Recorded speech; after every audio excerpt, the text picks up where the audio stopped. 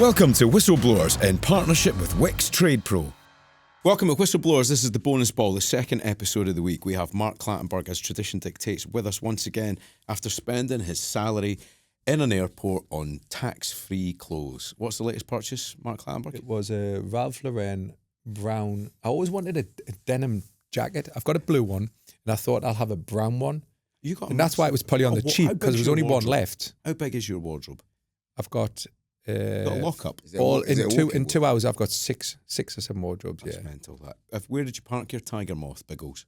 It's Is it on the downstairs. It's downstairs. It's on my line bag. Should I go on that over the line bag? Around London. Have your goggles on.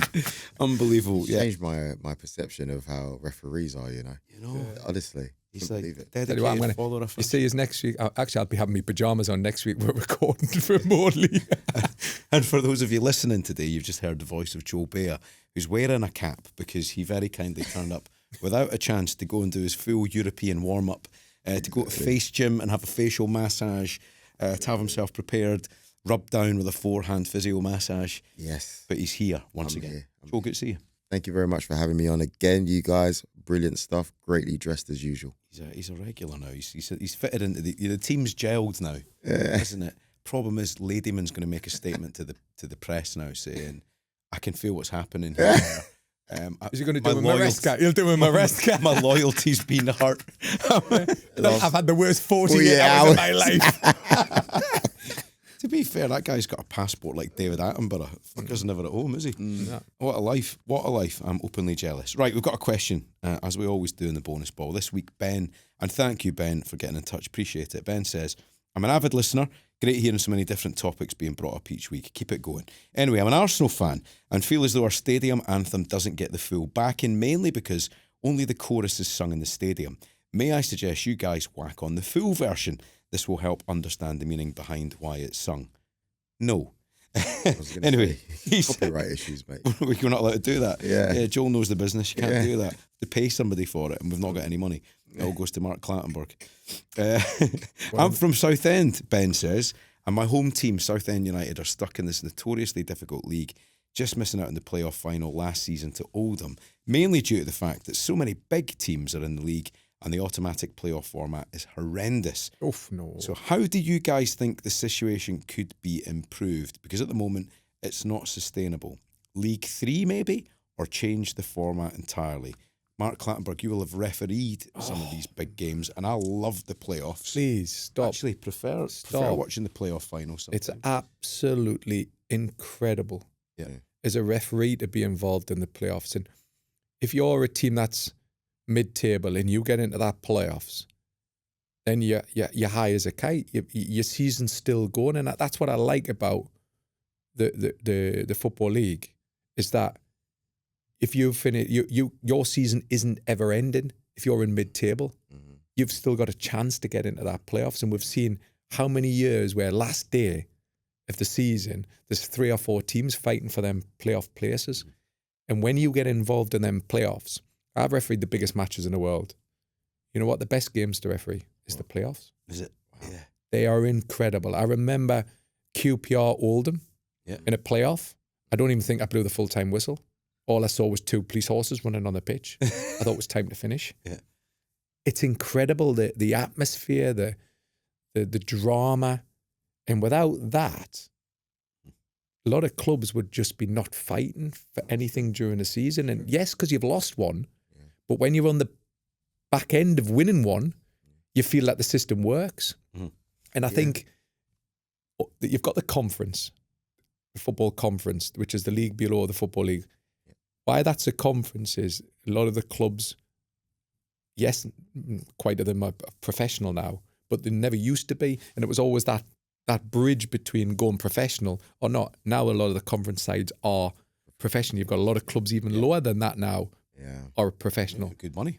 Doing good money. Bromley. But I think all of this now is creating a great competition for the Football League. And yes, there's big teams come down, like Wigan playing in League One. They were Premier League sides 2 seasons ago. Luton Town 2 seasons ago, Premier League sides.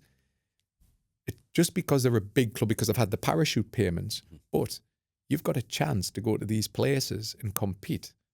I would be loving that as a football fan. You mentioned Bromley there as an example of a team sort of conference level, but with money. Really work. I mean, I get the chance to go there often, if I'm honest with you. One of the guys there, Mark, really good guy, and was so surprised to see their setup.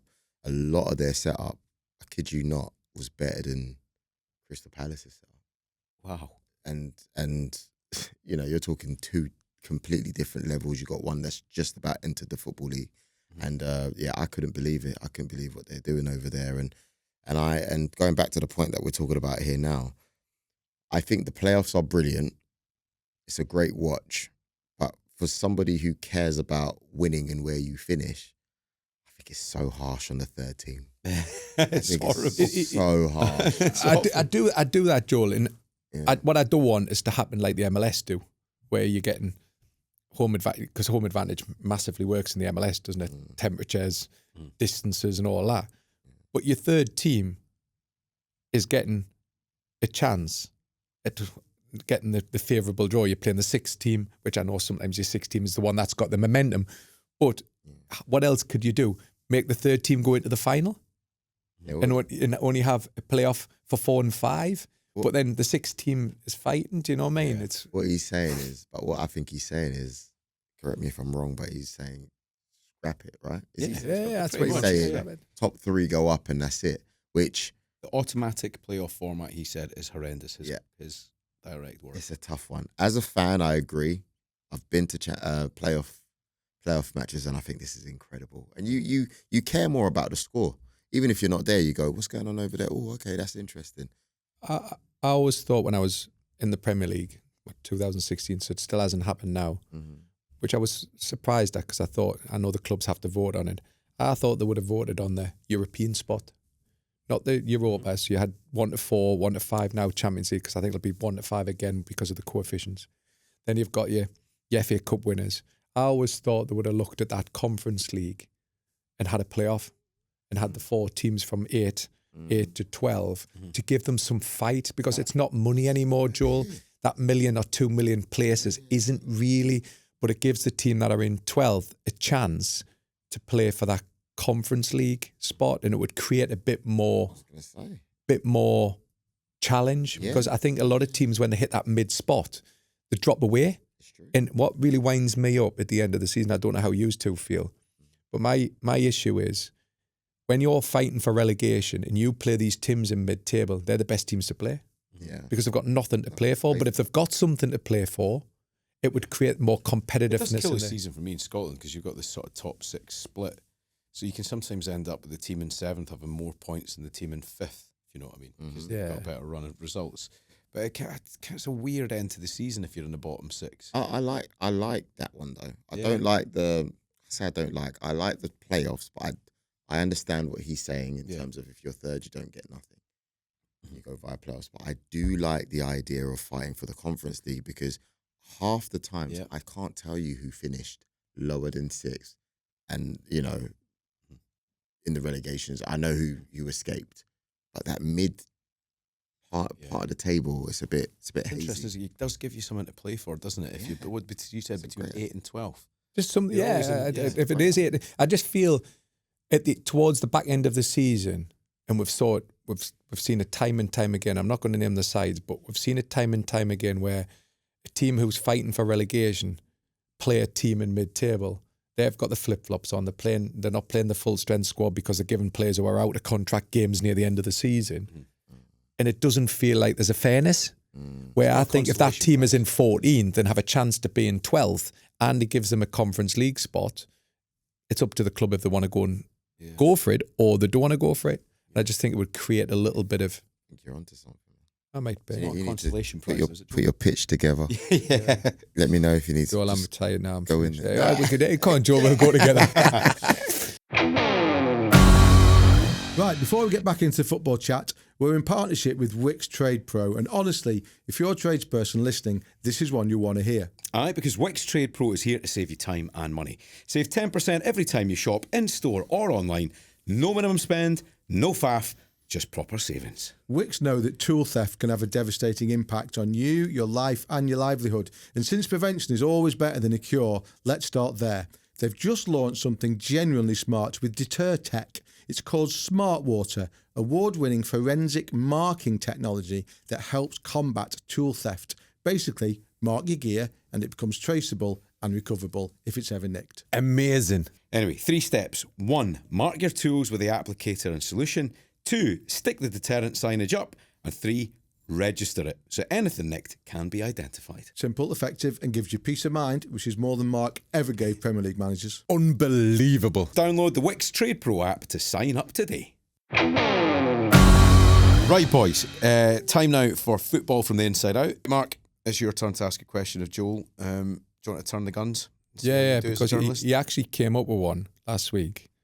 And was it last week or the week before? Last week. Last week I was because I was remote. Yeah. Last week in my secret bunker, and I'll tell you the story. And so you asked me a great question. Yeah. What was the most difficult moment of a game in my career? And I was asked Everton, Liverpool, which created a lot of debate on my social media account, and a lot of people didn't just say that game. They said about fucking 5,000 other games I'd referee, but it doesn't matter. Does it go crazy for you on your Twitter? Yeah, it always does, doesn't it? Really? But I told you, I said my worst time in refereeing was COVID. Oh, okay. Because Sky didn't have any live games, so they started showing re-recording games. I'd been retired 4 years. I was getting more abuse.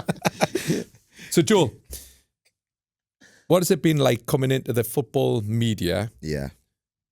When you set out as a football fan, so how you made the transition, and B, what does it feel like being accepted now in the football media when you were like me as a fan? Completely different, man. Like, it was different 10 years ago when you try to explain what you do. I would try to curve around the fact that I did YouTube, even though they know I did. So you're trying to explain what you do, but you know that as soon as you say the word YouTube 10 years ago, you're not really taken seriously. It's like, all right, cool. This journalist and presenter, they'll have half an hour with the player. You can have 2-3 minutes gone, but make it quick, don't make it quick. And you kind of like got to like smile and go, yeah, sure. And half the time, I'm not going to name any names, but you've got some players, ex-pros or whatever it is, and they know nothing about the game. They're not watching the game. They're just there because of, the fact that they played the game, but they know absolutely nothing. And sometimes, for me, what was frustrating is I was looking at it going, the way you're producing this show means it's not going to hit the numbers it should hit.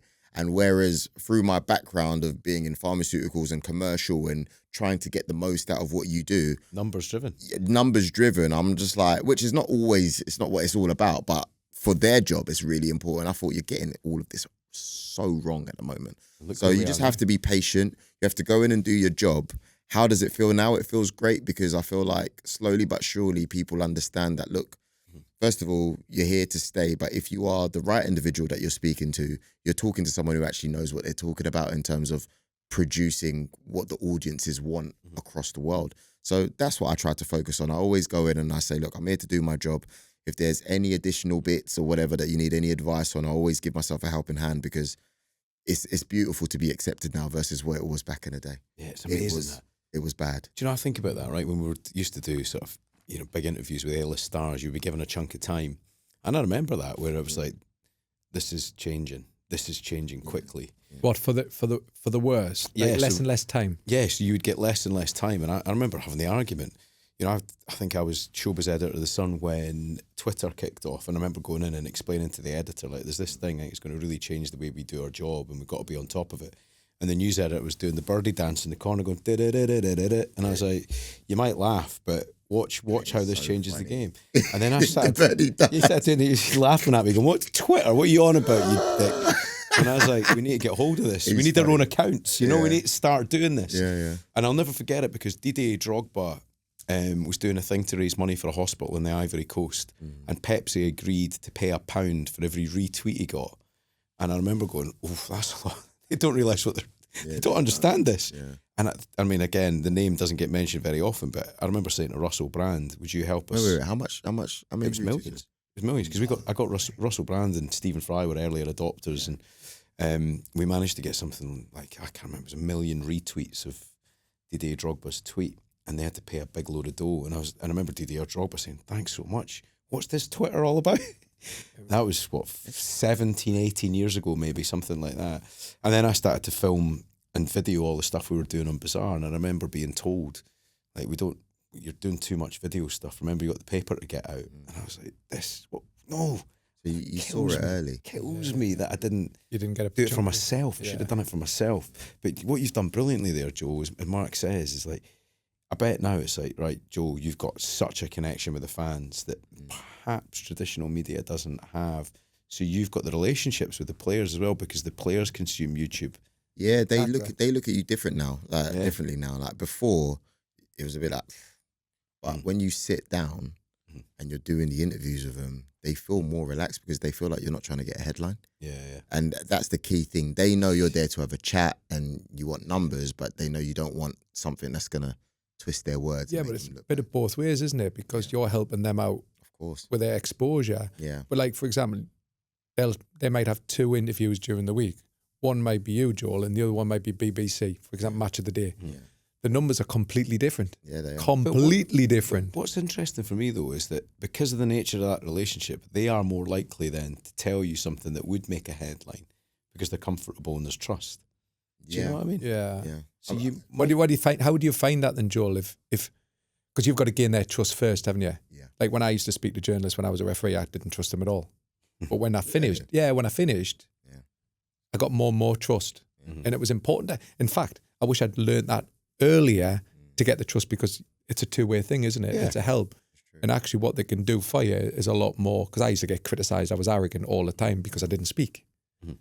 But how did you feel? How did you get their trust, and how to get, because you're a football fan and they don't know you, because they speak more, don't they? I sat down with Tony Cruz last year for a big campaign, right? And let's be honest, if you've won X amount of Champions Leagues, 4 or 5, you're a multi-millionaire from different countries. Sometimes what is there to talk about if you're stuck with someone the whole day like this? Because it was a whole day shoot. Actually, it was 2 days. But what you find is that most people, they all have things in common. We all love our families. You know, we all care about our profession to an extent, whether it be money, whether it be what you actually do.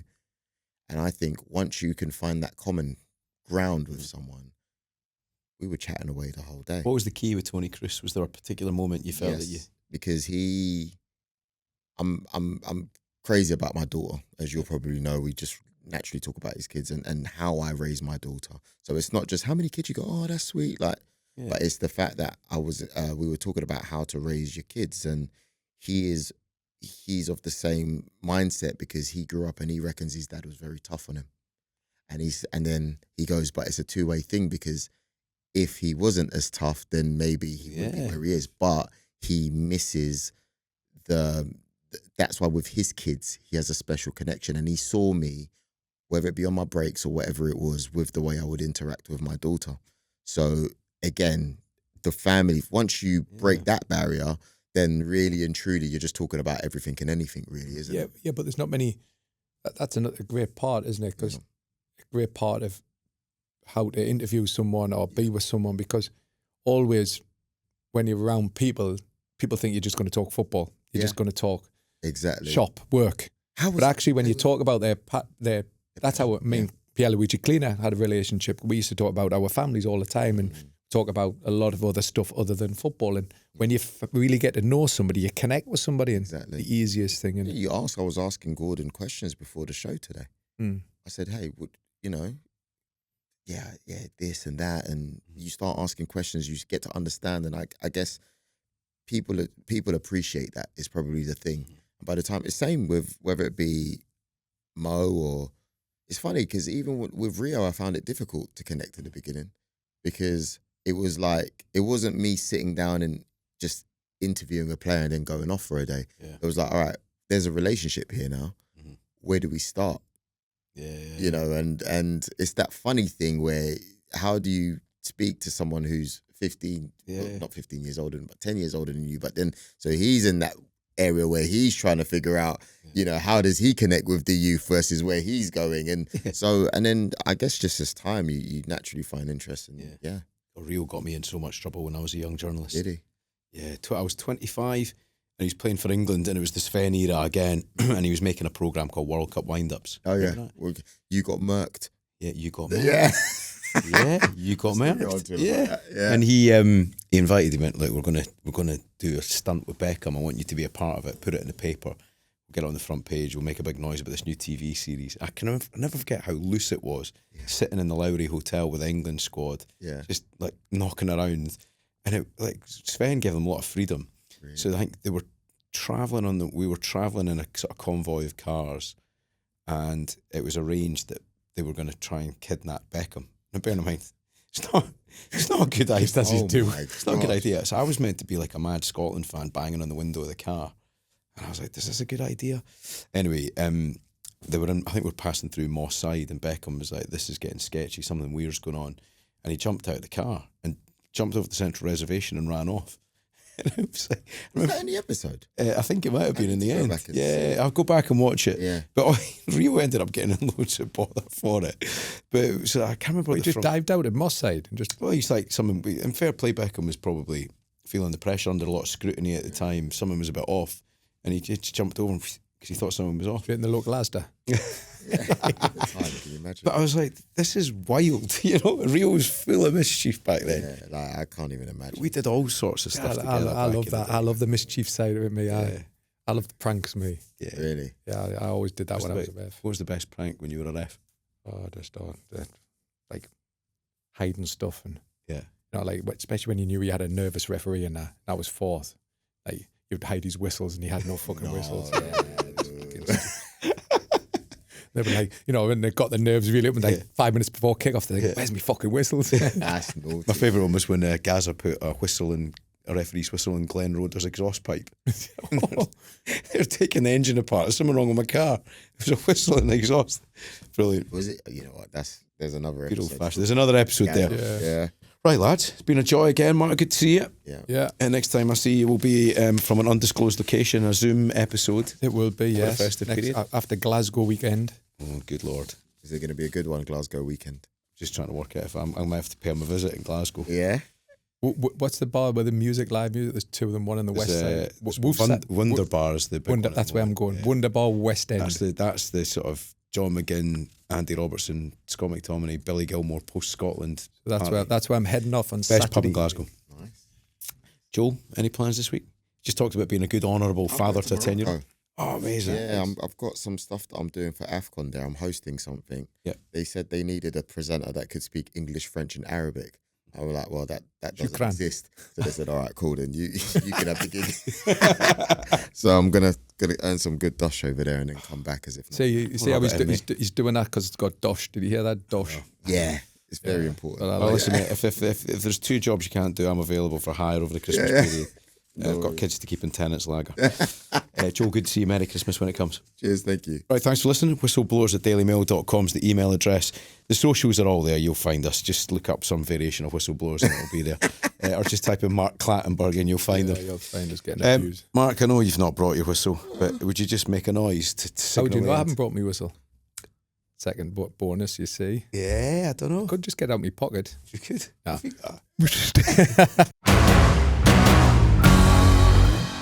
Thank you very much for watching Whistleblowers. Please subscribe to our YouTube channel. Remember, episodes every Thursday and Tuesday. And on a Sunday, you'll get our clip of the week.